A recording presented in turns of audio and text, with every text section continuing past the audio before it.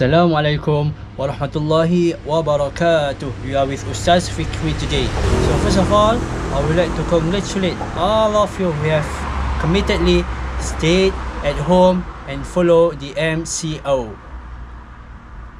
Today, I'll be sharing with you 4 plants that you can grow at your backyard and use it for cooking. So come on, put our gloves on and let's head to our backyard. Let's go! So before you go to your backyard or your garden, make sure you have gotten a proper equipment.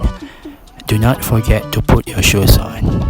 The first plant I want to show is mint. Mint is a genus of plant in the family of Lamiaceae.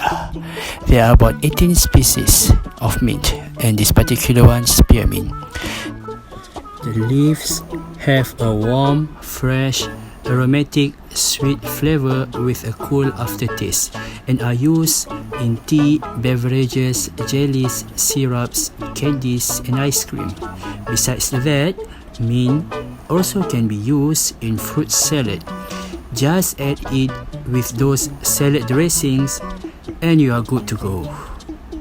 It also can be used as part of lamb marination. For a minty and stronger taste, mix it with vinegar to produce a good mint sauce for roasted lamb shoulder. The health benefits of mint include improved digestion, weight loss, relief from nausea, depression, fatigue and headache. Let's move on to the next plant. Kaffir lime leaves or daun limau purut, or scientifically known as Citrus hystrix.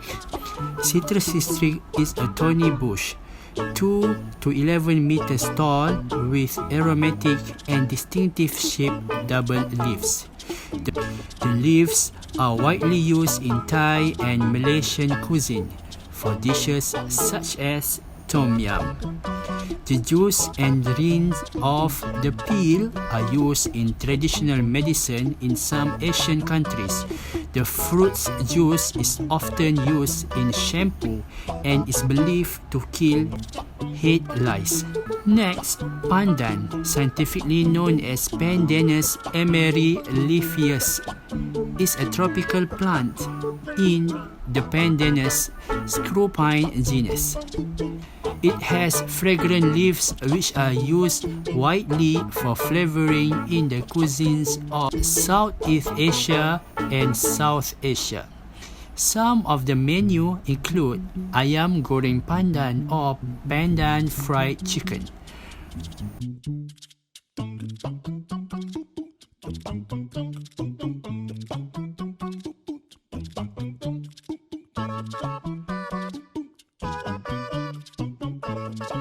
Our traditional nasi lemak is also made using pandan leaves as its essential ingredient.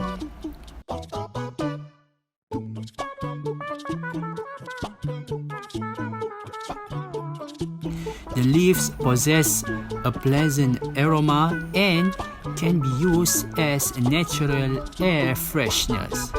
Number 4. Turmeric leaves. Turmeric leaves are small to medium in size and are oblong in shape.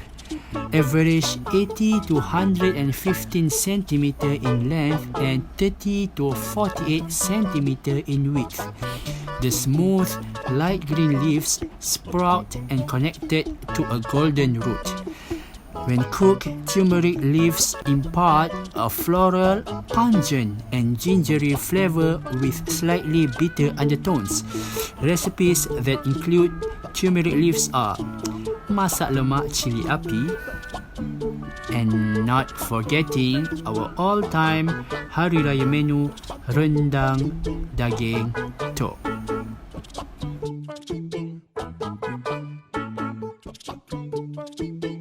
So, that is all for today. I hope you enjoyed the video. Make sure you stay tuned for the next video. Signing off. Stay home, stay safe, be the change.